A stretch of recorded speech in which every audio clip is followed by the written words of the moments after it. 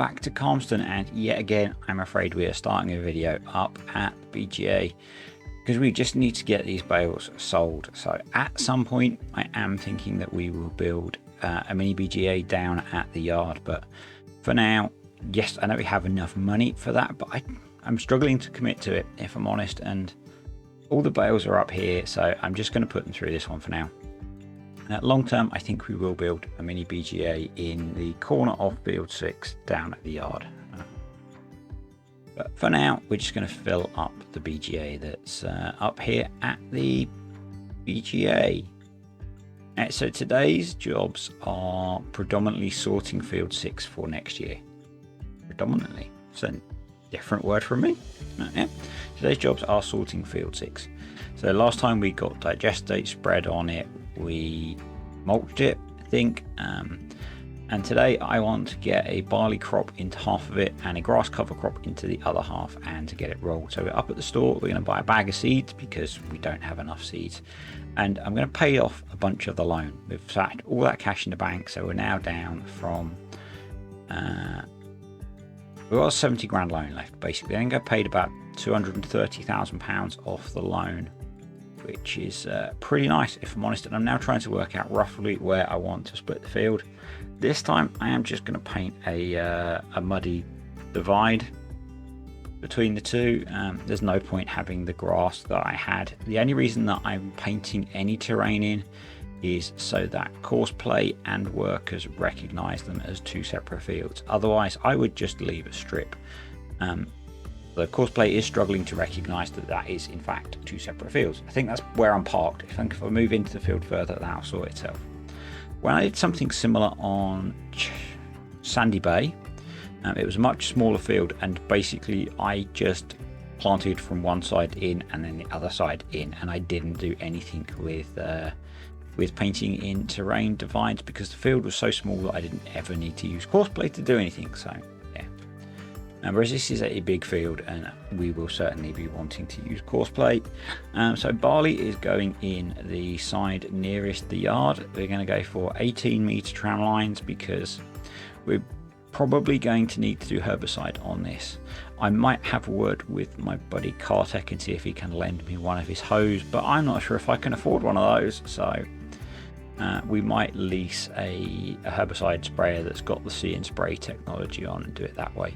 I'll see how it works out when it comes nearer the time. We're probably going to need, if you watched the last, or one of the recent Greenlands videos where I went around all the fields with the see and spray, we're probably going to need to go around all of our grass fields and hit them with a see and spray herbicide to get the environmental score. I know that's a bit cheaty, but that's how the game is set up. So otherwise we don't get the bonus for the fact that we don't have any weeds and we haven't had to put any chemicals on them.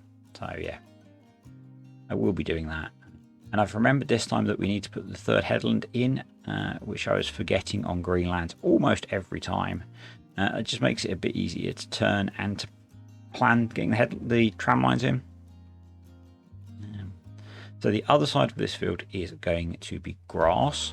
I'm going to use that as a cover crop because it will eventually go to corn. The grass should grow enough before we can plant corn that we can get maybe an early first cut off of it. So we'll get that. We'll get a bit of a nitrogen boost for ploughing in the grass. So yeah. And the field doesn't sit dormant, so probably means there won't be any weeds going in there. Right, bonus. If we want to get the nitrogen boost, we do have to plough it. So whether we'll put the time in for that, I am not sure. I have to have a think about that, whether it's worth the I lifted the seeder too early, so the tram line didn't go far enough, whether it's worth it for the 20 kilograms of nitrogen or whether we just direct drill into the grass and spread, whatever. We've got a while before we get to that. So although the weather forecast is not great, so it's due to snow at some point today, later in the day, and then the forecast is snow I think all the way through December and January. So I may skip ahead a bunch of time between videos. It depends if I get time to do all of that playing or not. I'm actually really far ahead on my recording, so I think this is going to be something like Thursday or Friday's video, and it's only Sunday, which is for lately pretty impressive. I like being this far ahead with my videos, but it's been a long time since I have been. Lately I've been editing and rendering Monday or Tuesday's video on Monday or Tuesday, which is why quite often there hasn't been a Monday video. It's been a bit of a weird weekend, and it's worked out that I've actually had time to do some recording over the weekend. I don't normally do voiceover recording at the weekends because I like to spend the time with my family, but yesterday my wife and daughter went to visit the in-laws, and I stayed at home because I'm antisocial, and today they have gone out into London. So my daughter's meeting up with a friend, and my wife offered to drive her into London basically, so I'm staying at home to look after the dogs because they're going to be out for most of the day. So yeah, that is the barley planted. That's going to be quite a nice yield off of there, and once we get maize plus, we'll be getting through a lot more straw. So we have so grass is going in here. We have most of the straw from last year's harvest. That is going to change with maize plus, because maize plus you use a lot more straw. So I'm undecided at the moment about leasing field 9. It has wheat in it, so it's really tempting. And we'll see what the financial situation is closer to the time, because I'm considering buying field 10 instead of leasing it, because all the leasing fees are dead money basically. We don't get any of that back, and we had enough in the bank to buy field 10 now. I didn't see the point in buying it yet because it's going to go through the winter. I felt a bit cheaty cutting a grass in November, so yeah, we'll probably buy that in early spring, I think, or lease it if we've not got the cash. It depends how the contracts fall, because all the grass working contracts are going to disappear next game day, so we might get some field work through the winter. And if the contracts crop up, then I won't skip all those months. I will actually be able to make some videos from it. If I'm just feeding animals and skipping days, then there's no point me showing that over and over again. So yeah, we'll see what happens when we progress into December. You might have seen from the thumbnail that later on we're adding a new dairy onto the farm, and I'll talk about that when we get to it. But yeah, it's a new project that I've been working on. If you're a channel member or a Patreon, you will have seen bits of that on Discord, because I was sharing some of the development of that on there. But we need to roll both of these patches of field before the end of today, because it's the end of the month. So I'm going to get courseplay going, and it's actually detected the field properly now. That's where I was saying earlier, I think maybe I was just in the wrong spot. So yeah, we're going to get courseplay to roll this field. Ideally we want to roll both. I'm not so worried about this one because it's just a cover crop and it's going to be ploughed in again or cultivated in again in the spring. Doesn't matter if we don't get this one rolled. The couple of % bonus I'm not worried about at all. Our tillage score is going up because we're using the no-till cocklinger.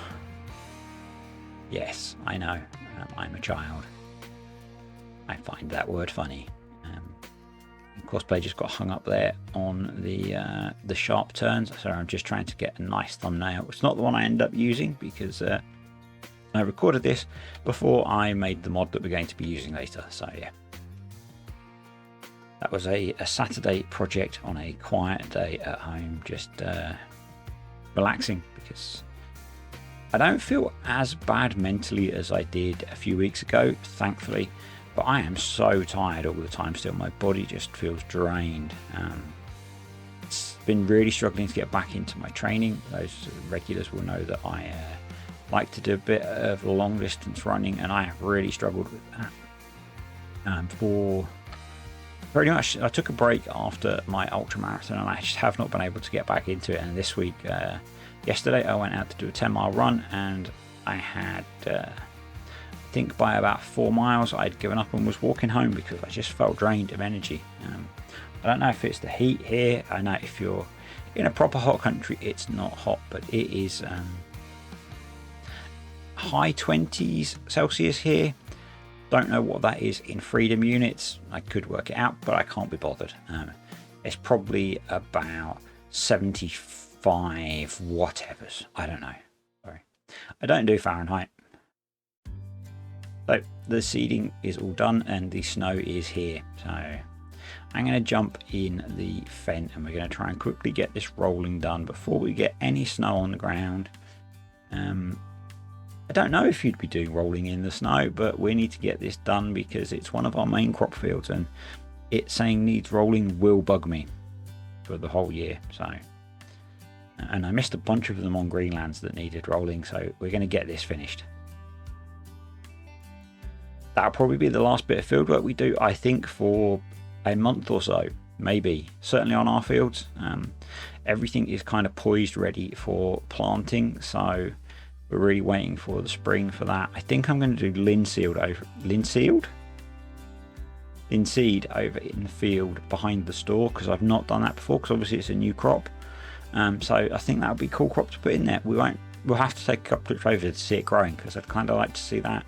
I've seen other people do it, obviously, but for me it's new because I've only just moved to 1.2 on the map, and I'm in no rush to finish this series. I've said it a few times, the series that I'm trying to recreate, and actually we're progressing a lot quicker on here, from FS19. I played for 5 years, so that's roughly my goal on here, but I would like to get into big fields and big equipment, and this map really suits that, and it's a really nice map. So yeah, I think I'm going to keep going on here for a while.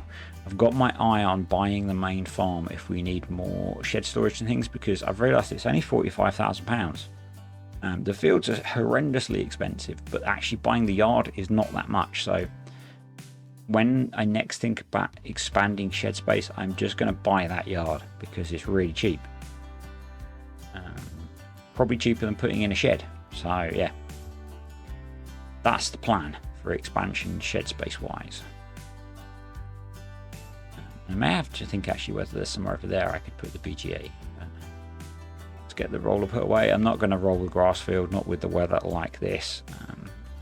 We are going to have a look at putting in the dairy. So this is the farm dairy. It was submitted to Mod Hub today, so Sunday the 10th. It is a small dairy based in a shipping or ISO container. I have seen someone do this on a TV show in the UK for building a small dairy on their farm. It's kind of like a normal dairy. You can put in milk and sugar and produce butter, cheese and chocolate. The capacities are all quite small because it's small, but it's only 10 grand. There is a cheaty version next to it which is more expensive, holds more, processes things much quicker. The one difference this one has, and I'll come back to it later, is this lets you sell raw milk direct to your customer. So it processes, the processing of that is quite slow, it's limited, it's designed to replicate the fact that, you know, this is a small dairy on a country road. You'll get customers stopping by buying some milk off you. So you can't store it, it's sold directly. It's a bit like a base game BGA where you don't store the electricity or methane. It takes milk in, sells it as raw milk. You get 50% extra for selling direct to the customer. And yeah, that's it. The butter, cheese and chocolate I think are slightly faster than the base game dairy, but not massively, maybe massively. Someone will correct me. And yeah, submitted to Mod Hub today. I don't know what the wait list is at the moment. I'm guessing it'll be a few weeks before it actually releases. Yeah, it was a fun little project, and I think it fills a hole of something that they might exist. I'm really bad at keeping up with mods, particularly productions, but I wanted I wanted this mod to put on the farm, so I made it. It fits in with kind of how I wanted it to look, which I know it looks really basic, but it is what it is. You can put 10,000 litres of milk in, 3,500 litres of sugar, and then it will store 8,000 litres of butter, 7,000 litres of cheese, and 3,000 litres of chocolate. And it's got space for 4 pallets to spawn, I think. So just have a quick look at the, so there's the raw milk, 4,800 litres a month it will sell for you. You do take a penalty if you have more than one switched on. For the normal version, if you use the cheaty version, you can have all 4 switched on at no penalty, and they process a heck of a lot more. So yeah, that's my new mod that's on its way through testing. So let's get the last of this milk sold, because it can only hold a little bit of milk. So yeah, we'll see how that goes for helping boost the farm a little bit. And the garden centre has the best price, so that's where we're going to go. And I will say now, thanks for watching, folks. If you enjoyed the video, hit the like button, leave me a comment, and if you aren't already, subscribe to the channel, and I'll catch you next time on Calmsden. And we got nearly £5 grand for that milk. Awesome. Catch you next time.